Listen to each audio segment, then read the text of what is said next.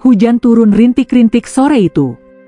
Udara lembab menempel di kaca jendela rumah sederhana di pinggiran kota Bandung. Di dalamnya, seorang pria duduk sendirian di ruang tamu, menatap kosong ke arah foto pernikahan yang tergantung di dinding. Pria itu bernama Syarif, umur 35 tahun, bekerja sebagai staf administrasi di kantor notaris. Hidupnya sederhana, teratur, dan tidak pernah muluk-muluk.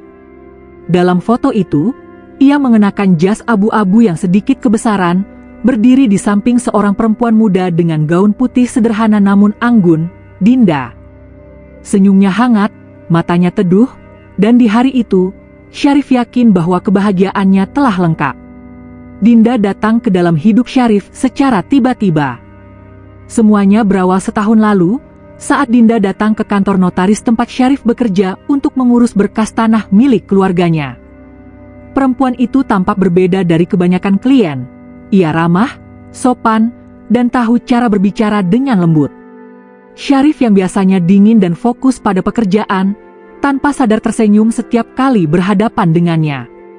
Beberapa kali Dinda kembali ke kantor itu dengan alasan mengecek dokumen. Namun Syarif tahu, ada hal lain di balik kedatangannya. Dari percakapan-percakapan ringan tentang hujan, kopi, dan keluarga, tumbuhlah rasa yang tak bisa ia abaikan. Mereka mulai sering bertukar pesan. Dinda bercerita tentang ibunya yang sakit, tentang keluarganya yang dulu kaya tapi kini jatuh bangkrut karena usaha properti ayahnya kolaps. Ia mengaku hidupnya kini sederhana, tapi masih punya semangat untuk memulai lagi. Syarif terenyuh. Ia melihat di mata Dinda sosok perempuan yang kuat, setidaknya begitu yang ia percayai. Setelah 4 bulan mengenal, Syarif memberanikan diri melamar Dinda. Ia tidak punya banyak, hanya rumah warisan orang tuanya di tengah kota, sebuah motor, dan tabungan yang cukup untuk hidup sederhana. Tapi Dinda menerima lamaran itu tanpa ragu. "Mas orangnya baik. Aku nggak butuh yang kaya. Aku butuh yang bisa buat aku tenang," kata Dinda waktu itu, sambil menggenggam tangan Syarif. Syarif nyaris menitikkan air mata bahagia. Ia percaya ia akhirnya menemukan perempuan yang mencintainya apa adanya. Pernikahan mereka digelar sederhana di halaman rumah Syarif. Tetangga datang membawa nasi tumpeng dan kue, musik dangdut mengalun pelan, dan malam itu Syarif menatap Dinda dengan hati yang penuh syukur. Ia tidak tahu bahwa senyum lembut yang menenangkannya hari itu adalah juga senyum yang akan menghancurkan seluruh hidupnya nanti. Awal pernikahan berjalan manis. Dinda bangun pagi, membuatkan teh hangat, bahkan menyiapkan sarapan sederhana, nasi goreng atau roti panggang. Syarif merasa benar-benar dicintai. Ia mulai pulang lebih cepat dari kantor, hanya agar bisa makan malam bersama istrinya. Di hari libur, mereka membersihkan halaman rumah. Syarif menanam bunga melati, sementara Dinda menatap pot-pot kecil. Saat matahari mulai turun, mereka duduk di teras sambil menikmati teh dan gorengan.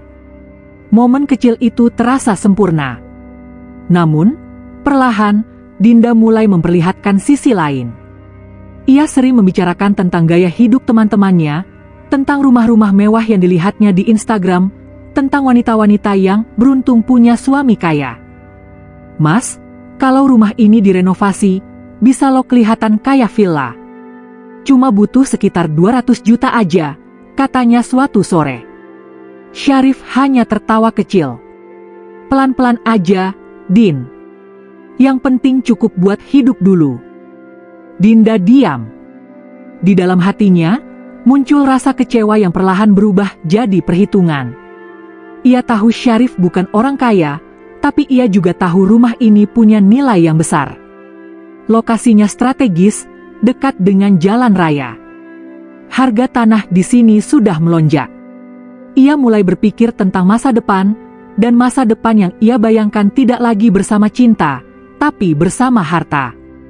Beberapa bulan kemudian, Dinda mulai bicara soal sertifikat rumah. Waktu itu mereka sedang makan malam, hujan turun di luar, dan suasana tampak damai. "Mas," ucap Dinda sambil memegang tangan Syarif.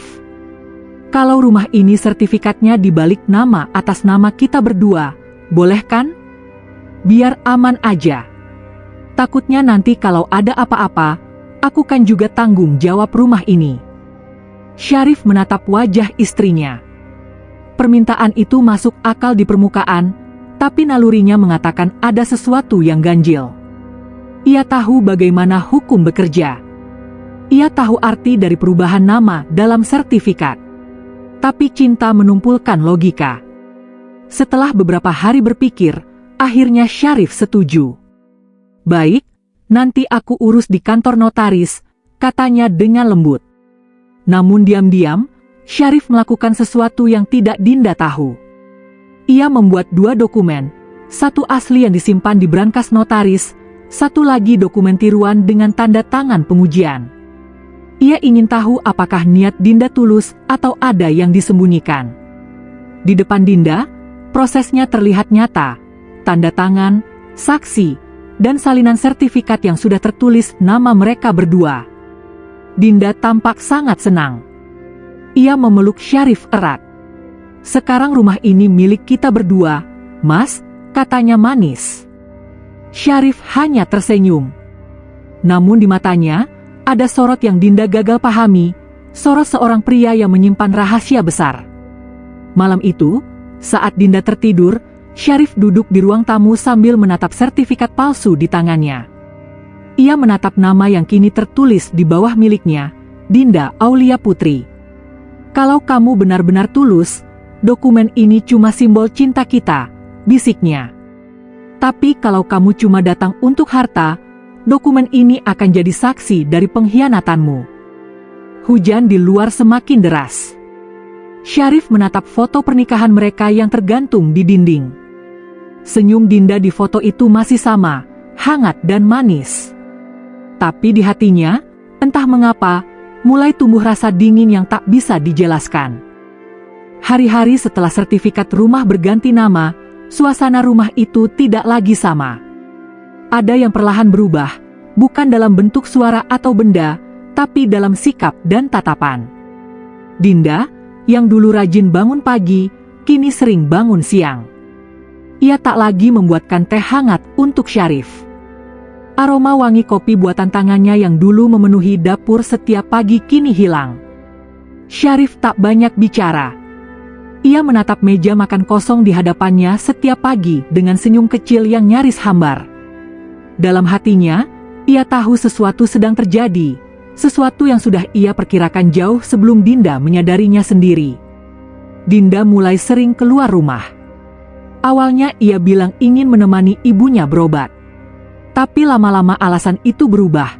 Ada urusan penting, ada teman yang butuh bantuan, ada acara arisan. Syarif percaya, atau setidaknya berpura-pura percaya. Suatu malam, Syarif mendengar suara tawa Dinda di kamar mandi. Ia bicara lewat telepon dengan nada lembut, suara yang sama lembutnya saat dulu memanggil namanya. Iya sayang, aku udah bilang ke dia.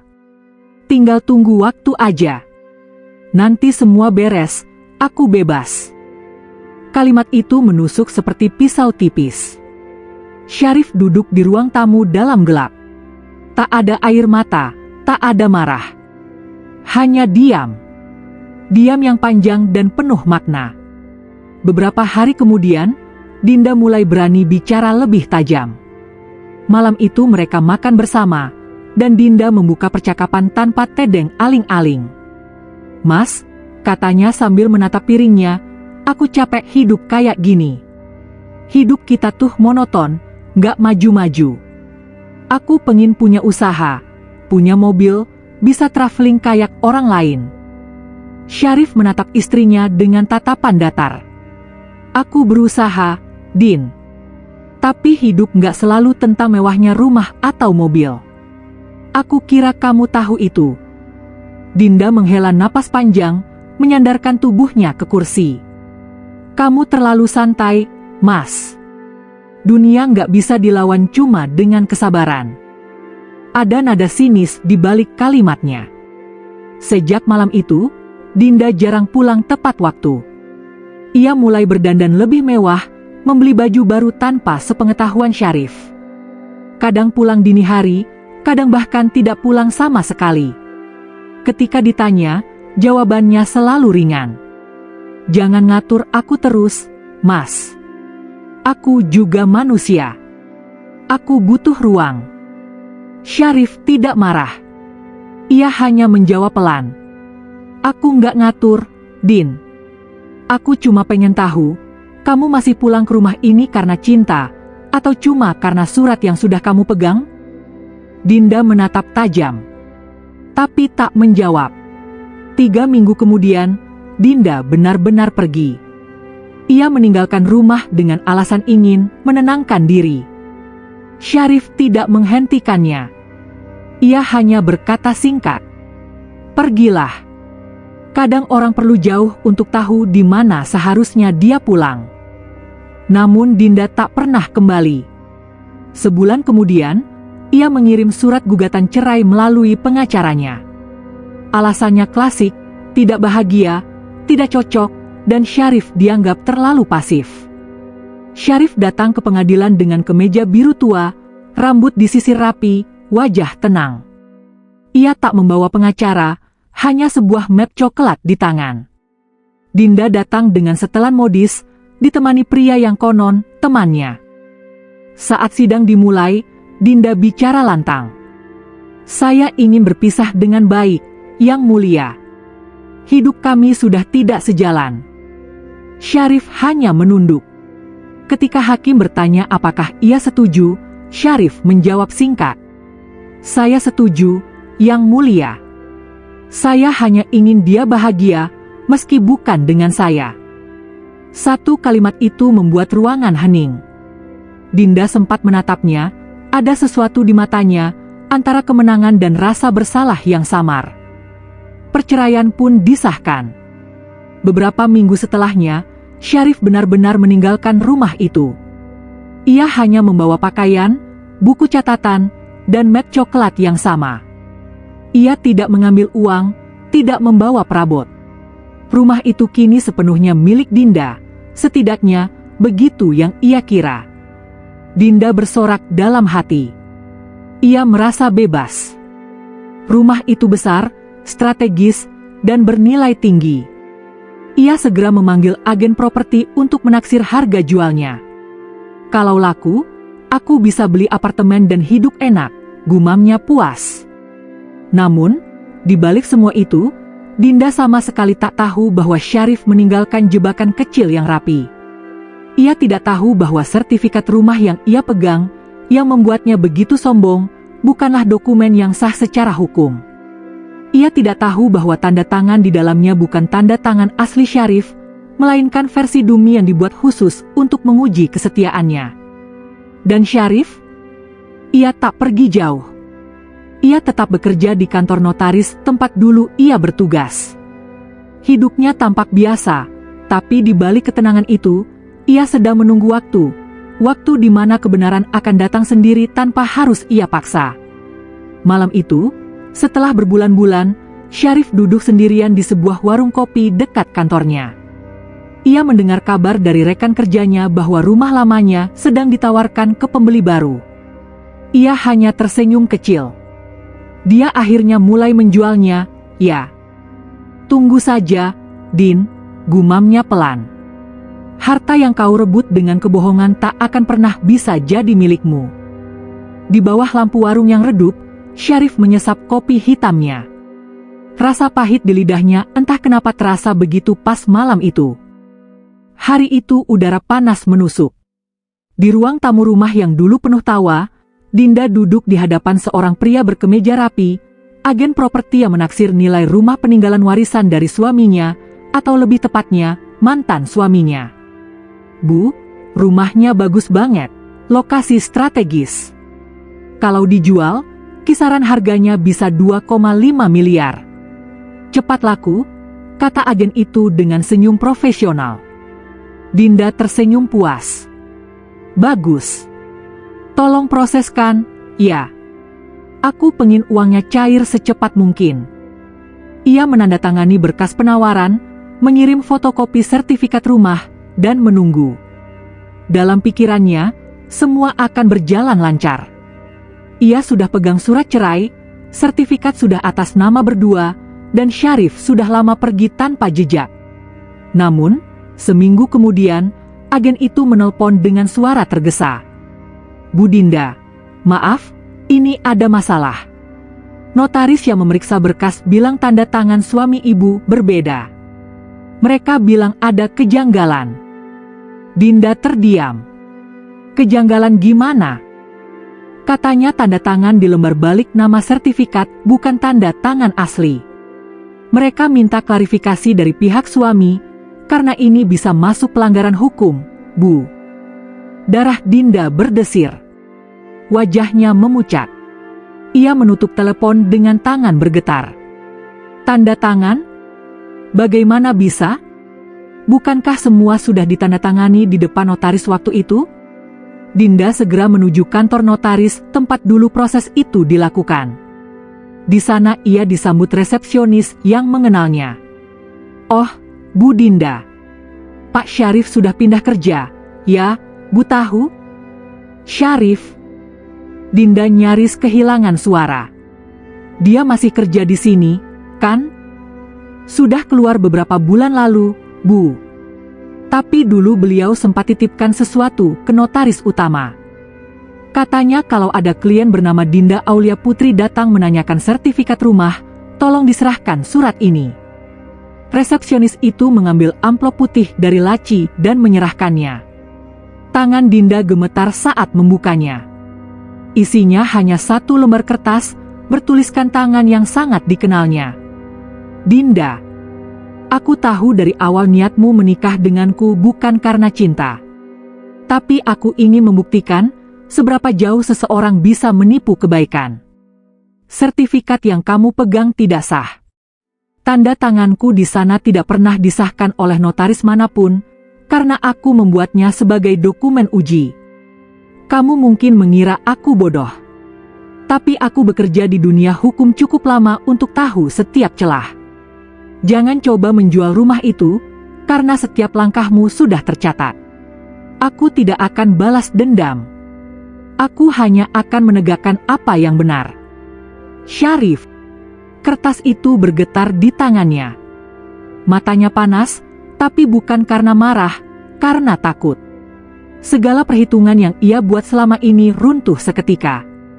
Malamnya, Dinda menghubungi seorang pria yang selama ini menjadi selingkuhannya, Rino. "Sayang, aku kena masalah. Rumah itu nggak bisa dijual." Katanya tanda tangannya palsu. "Palsu? Gimana bisa? Bukannya kamu yang urus semua?" "Ya iya, tapi katanya Syarif udah nyiapin jebakan dari awal." Rino mendengus. "Kamu bego banget sih, Din. Udah tahu dia kerja di notaris, malah main di wilayahnya sendiri. Udah, aku nggak mau ikut-ikut, ya." Telepon terputus. Dinda terduduk lemas. Dunia seolah menertawakannya. Beberapa hari kemudian, surat dari kepolisian datang. Panggilan pemeriksaan terkait dugaan pemalsuan dokumen dan tanda tangan. Syarif sudah melaporkan kasus tersebut, lengkap dengan bukti rekaman CCTV saat proses tanda tangan dan versi asli sertifikat rumah yang masih ia simpan di brankas notaris. Dinda menangis, tapi air mata tak lagi mengubah apapun. Ia mendatangi kantor polisi dengan wajah pucat, berusaha menjelaskan bahwa ia tidak tahu. Tapi bukti terlalu kuat.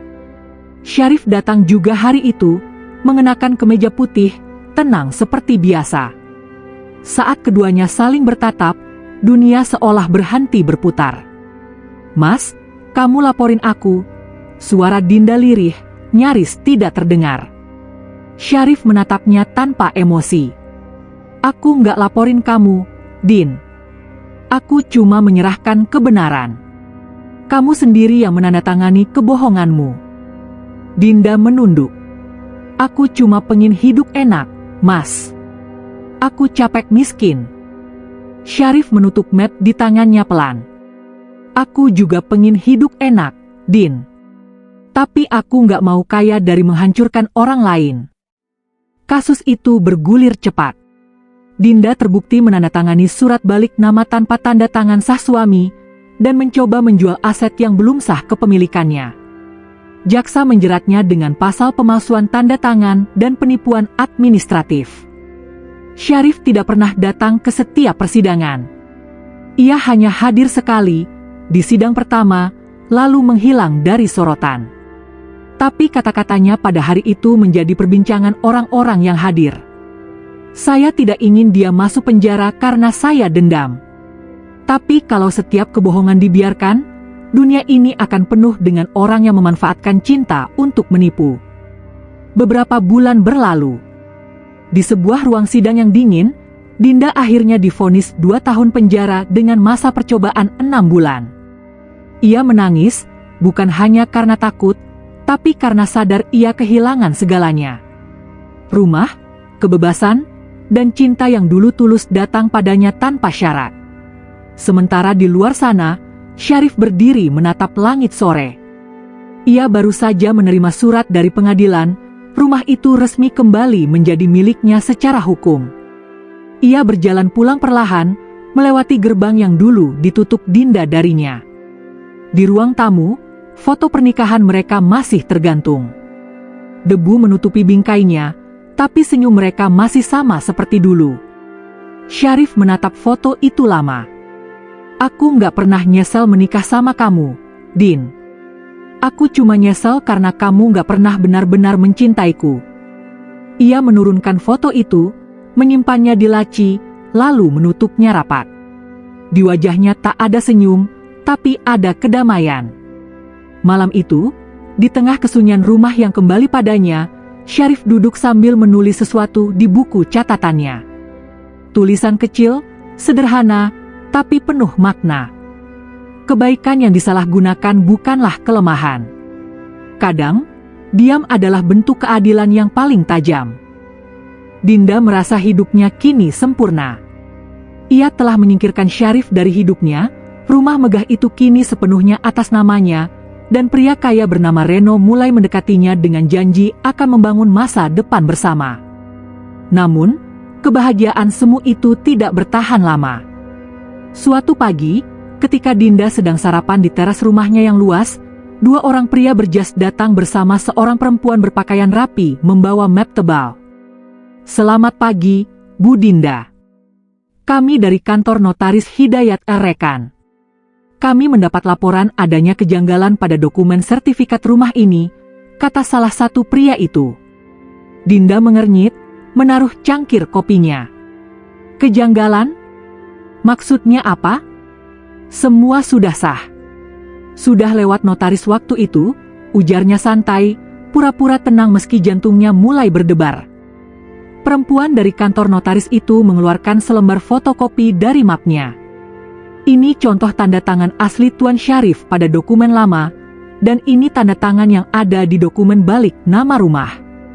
Kami menemukan perbedaan signifikan. Dinda mulai kehilangan warna di wajahnya. Itu mungkin hanya kesalahan teknis, jawabnya terbata. Namun pria itu melanjutkan, maaf, Bu. Dokumen tersebut dilaporkan oleh Tuan Syarif sendiri. Ia menyatakan bahwa ia tidak pernah menandatangani berkas balik nama yang resmi. Kami juga telah mencocokkan dengan rekaman CCTV notaris yang menunjukkan prosesnya tidak pernah terjadi. Dunia Dinda seolah runtuh. Ia berdiri kaku, tubuhnya gemetar. Dia melapor. Benar, Bu. Dan kami diminta bekerja sama dengan pihak kepolisian untuk melakukan pemeriksaan. Tak lama kemudian, 2 polisi masuk ke halaman rumah, menunjukkan surat penangkapan atas dugaan pemalsuan tanda tangan dan penipuan aset warisan. Dinda panik. Ia mencoba menelepon Reno, tapi nomor itu sudah tak aktif. Pria itu rupanya hanya memanfaatkan kekayaannya, lalu pergi begitu tahu Dinda terseret masalah hukum. Dalam hitungan jam, ia kehilangan segalanya, nama baik, rasa aman, dan kebebasan. Sementara itu, Syarif duduk di ruang tamu kecil kontrakannya, menatap layar televisi yang menayangkan berita lokal. Seorang wanita bernama Dinda diduga memasukkan tanda tangan suaminya untuk menguasai aset rumah warisan. Korban, Syarif, diketahui bekerja sebagai mantan staf hukum di kantor notaris dan telah mengantongi bukti sah atas pelanggaran tersebut. Syarif menarik napas panjang. Ada luka di hatinya, tapi juga kelegaan. Ia tidak membalas dengan kekerasan, tidak pula dengan kebencian, hanya dengan kebenaran yang tak bisa disangkal. Teleponnya berdering, seorang teman lama dari kantor notaris menghubungi, memastikan semuanya berjalan sesuai hukum. "Rif, kamu benar-benar sudah menyiapkan ini dari awal ya?" Syarif tersenyum tipis. "Aku hanya ingin tahu, siapa yang benar-benar mencintaiku, bukan rumahku." Ia menatap keluar jendela, melihat langit senja yang berwarna jingga pucat. Dalam diam, ada rasa hampa, bukan karena kehilangan Dinda, tapi karena ia sadar, cinta bisa menjadi senjata yang paling berbahaya ketika dibalut kebohongan. Beberapa bulan kemudian, pengadilan memutuskan Dinda bersalah atas pemalsuan tanda tangan dan penipuan dokumen legal. Hukuman penjara 2 tahun dijatuhkan kepadanya, serta pengembalian aset rumah kepada Syarif sebagai pemilik sah. Ketika persidangan berakhir, Dinda menunduk, air matanya mengalir. Ia menatap Syarif yang berdiri di seberang ruang sidang. "Kenapa? Kenapa kamu diam saja waktu aku begitu kejam padamu?" tanyanya dengan suara serak. Syarif melangkah pelan, menatapnya tenang. "Karena aku ingin kau tahu sendiri siapa dirimu. Aku tidak perlu membalas, karena kebenaran selalu menemukan jalannya." Dinda terisak. "Aku menyesal, Syarif. Aku pikir aku pintar, tapi ternyata aku hanya menghancurkan diriku sendiri." Syarif menghela napas panjang. "Kalau waktu bisa diulang, aku tetap akan menikahimu. Karena tanpa kisah ini, aku tidak akan tahu bagaimana rupa cinta yang palsu." Ia berbalik dan pergi meninggalkan ruang sidang tanpa menoleh lagi. Langkahnya mantap, bukan karena ia menang, tapi karena ia sudah berdamai dengan luka. Beberapa bulan setelah itu, rumah warisan itu kembali ke tangannya. Namun Syarif tak langsung menempatinya. Ia malah menyumbangkannya menjadi panti asuhan kecil untuk anak-anak yatim di kampung halamannya. Rumah ini dulunya penuh kebohongan. "Biarlah sekarang jadi tempat yang penuh kasih," katanya pada kepala panti. Di malam hari, ia duduk di halaman panti itu, menatap bintang. Dalam keheningan, terdengar bisikan hatinya sendiri. Harta bisa dicuri, cinta bisa dipalsukan, tapi hati yang tulus tidak bisa dimanipulasi. Beberapa tahun kemudian, Syarif sudah menjadi konsultan hukum untuk lembaga sosial. Ia membantu banyak orang agar tak terjebak dalam penipuan pernikahan atau manipulasi aset. Nama Dinda jarang ia dengar lagi. Terakhir, kabar menyebut ia bekerja di luar kota setelah bebas, mencoba memperbaiki hidupnya. Syarif hanya tersenyum ketika mendengar itu. Ia tidak pernah menaruh dendam.